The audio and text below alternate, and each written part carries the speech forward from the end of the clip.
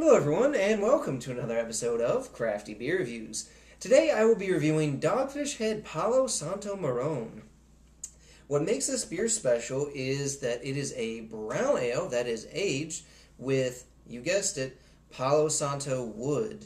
I have not had this beer in quite a while, but I remember it being pretty good, so let's go ahead and crack into it. Ball cap's pretty cool too. It actually looks like tree rings on top. But you want to serve this at about 50 degrees, and this is 12% ABV. That's right, 12% for a brown ale. I have never found a brown ale that comes quite that close, but yeah, pretty damn strong.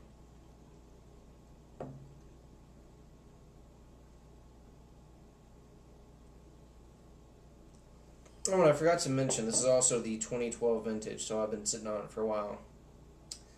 Alright, that pours out not quite like a brown ale.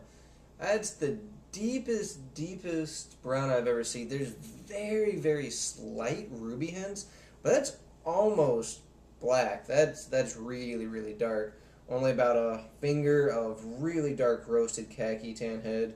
Looks really good and unusual for a brown ale, so let's go ahead and take our first sniff. Oh wow. Right off the bat I get a lot of wood, a lot of vanilla, a decent amount of like a darker caramel, kind of like some dark fruit notes. Yeah, this smells really good. Let's go ahead and take our first sip.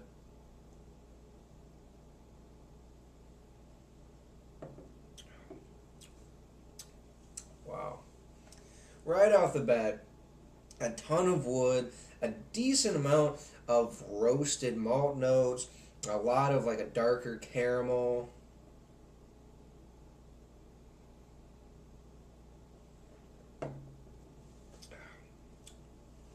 Quite a bit of vanilla here, some actual kind of chocolate notes, some very slight, almost like a fig or raisin type of note in there as well.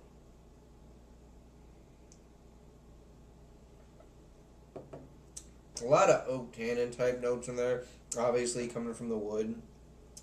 And you cannot taste or smell the alcohol. Now there's a definite warming going down, but this is incredibly masked for 12%.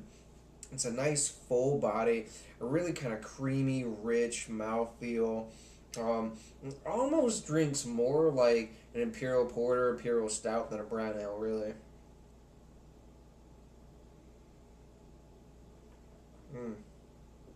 This is really balanced for how big it is too, because you get some bitterness from kind of like the dark roasted notes, really dark chocolate, almost like a hint of coffee in there too. Now it's balanced out by kind of like the sweeter, dark caramel, almost like a toffee type of taste, along with the vanilla in there and the woodiness. It just all comes together really well. Balances the whole thing out, but it's really complex at the same time. For a rating, I am going with a 4.7. This is a great beer. This is definitely my favorite brown ale that I've ever had. Although 12%, I'd argue that it's more like an imperial brown ale, if that category even really exists. It's just so tasty. It drinks really well.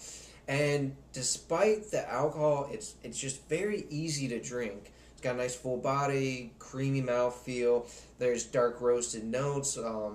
There's the dark chocolate, a little bit of almost like a coffee, the toffee, the caramel notes, a little bit of dark fruit, vanilla, wood, just very good.